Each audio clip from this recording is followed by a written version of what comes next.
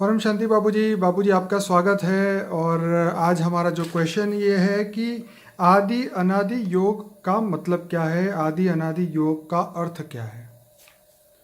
देखो, आदि शब्द और अनादि शब्द दोनों अलग अलग है। आदि और अनादि शब्द का जब तक अर्थ नहीं समझोगे तब तक योग तो मैंने पहले डिफरेंस बताया है।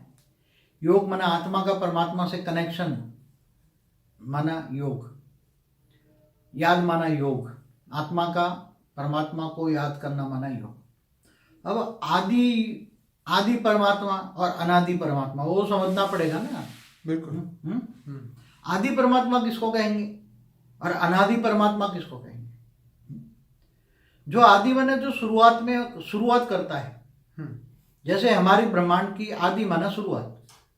हमारे ब्रह्मांड की आदि में कौन था? आदिनाथ, आदिनाथिनी, जिसको प्रथम पुरुष कहते हैं, आदि पुरुष और आदि प्रकृति। तो आदि पुरुष है शिव, आकारी रूप, जो निराकार शिव है, जो परम धाम का मालिक है, जो रचयिता है, इस ब्रह्मांड का रचयिता शिव है। शिव निराकार से पहले आकारी रूप बना, उसका निराकारी से आकारी बना शिव। उसको आदि पुरुष कहेंगे, प्रथम पुरुष कहेंगे, परम पुरुष कहेंगे। और उसने अपने अंदर से ही प्रकृति की रचना की, तो वो प्रथम प्रकृति हुई, आदि प्रकृति हुई। इसलिए उसको आदि नाथिनी भी कहते हैं, आदिनाथ, आदिनाथिनी भी कहते हैं, आदि शिव शक्ति भी कहते हैं, आदि शक्ति भी कहते हैं। जब ब्रह्मा विष्णु शंकर को भी कोई दिक्कत होती है तो सीधा आदि शक्ति के पास जाते हैं। और इस पूरा ब्रह्मांड का संचालन ब्रह्मा द्वारा सर्जन, विष्णु द्वारा पालना और शंकर द्वारा विनाश हो आदि शक्ति ही करती है।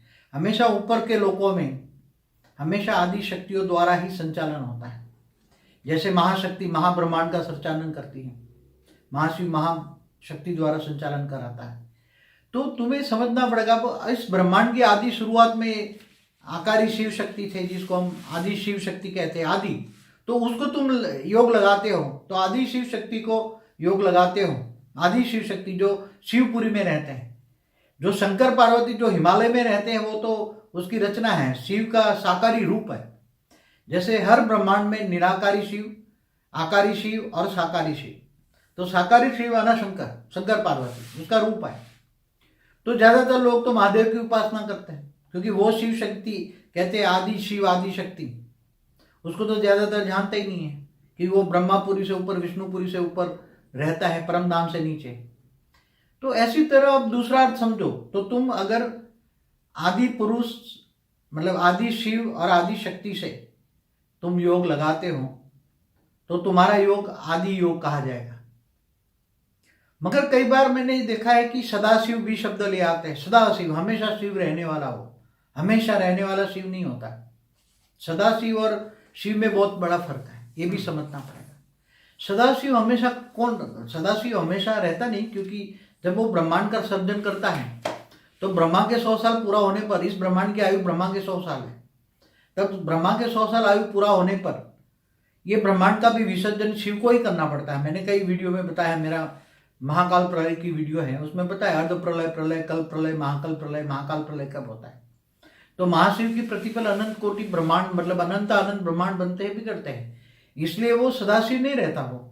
वो तो फिर सूर्य में प्रवेश करके कालअग्नि पैदा करके, जैसे ब्लैक होल कहते हैं साइंस, तो ब्लैक होल की भाषा में ब्लैक होल बन जाता है। फिर वो पूरे ब्रह्मांड को जलाकर, काल अग्नि में जलाकर भस्म कर देता है। तो वो सदाशिव कहाँ रहा? वो सदाशिव माना सत्यम शिवम सुंदरम नहीं रहा, वो ब्लैक होल बन गया। वो बिल्कुल जलाकर भस्म करने वाला क्या बन गया? काल माना समय को काल चक्र पूरा करता है। तो महाशिव भी महाकाल बन के अनंत कोटि ब्रह्मांडों को अपने रोम रोम में समा लेता है। तो ये बहुत गहरा सब्जेक्ट है।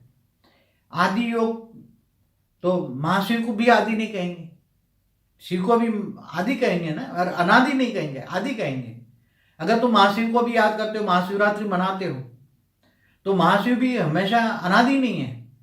अनादि माना जिनका कभी भी विनाश न हो, कभी भी विनाश न हो, कोई भी काल में, अनंत काल में भी कभी भी इनका विनाश न हो, उसकी पावर में तनिक भर भी कम ना हो।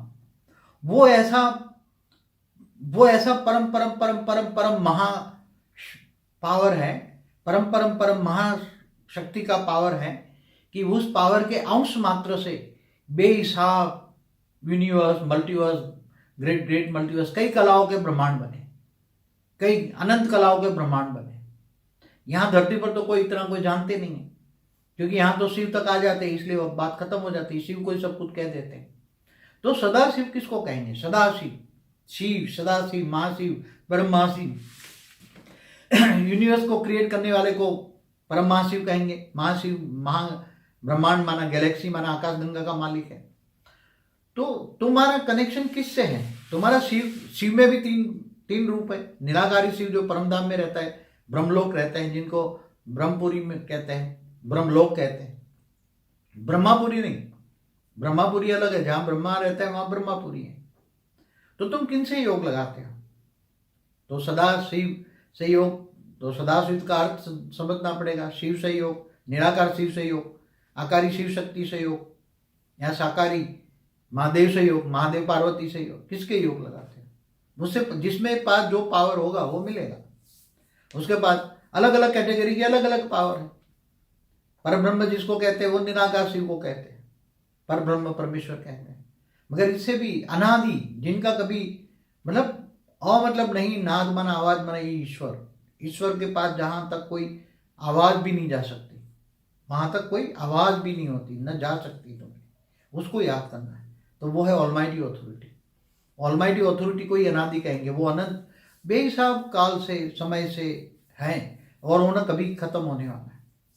तो हमारे मल्टीवर्स में ही ऐसे मृत्युलोक है। मृत्युलोक में मतलब जल मिट्टी की दुनिया है, 5 तत्वों की दुनिया है, मनुष्य है। बाकी दूसरे मल्टीवर्स में ऐसी नहीं है। दूसरे मल्टीवर्स में परम तत्वों की दुनिया है, अमरलोक है। तो बाबू जी यहाँ पे जो अनादि योग की जो बात की है, तो डायरेक्ट फाइनल अथॉरिटी से योग लगाना वही हुआ अनादि योग। अनादि से योग लगाना माना ऑलमाइटी अथॉरिटी से योग लगाना। ऑलमाइटी अथॉरिटी को जानना, मानना, वो कहाँ रहता है। उसके भी 3 स्वरूप है। जैसे शिव के निराकारी, आकारी और साकारी रूप है, ऐसे उसके भी 3 निराकारी, आकारी और साकारी 3 रूप है। बापू जी और कुछ कहना चाहेंगे? आपने जो बताया बहुत बढ़िया है। और नहीं, बस एक कहूंगा, आत्मस्वरूप बनकर अपने पहले स्वयं को पहचानो। जी, स्वयं को पहचानो, तुम आत्मा हो, आत्मस्वरूप बनो जी। आत्मस्वरूप बनकर ऑलमाइटी अथॉरिटी को ऊंचे उन परम धाम में याद करो। तो आत्मा में परम लाइट आएगी, तो तुम्हारे थूल शरीर, सूक्ष्म शरीर, कारण शरीर सब परम चार्ज हो जाएगा। और परम शांति के वाइब्रेशन बोलो, परम शांति सोचो, बोलो, परम शांति मिल जाएगी। घर का वायुमंडल ठीक हो जाएगा, सब ठीक हो जाएगा। सब तुम्हारा बेहद का भाग्य बनाने का वक्त है। बेहद का भाग्य भी बना सकते हो। परम शांति।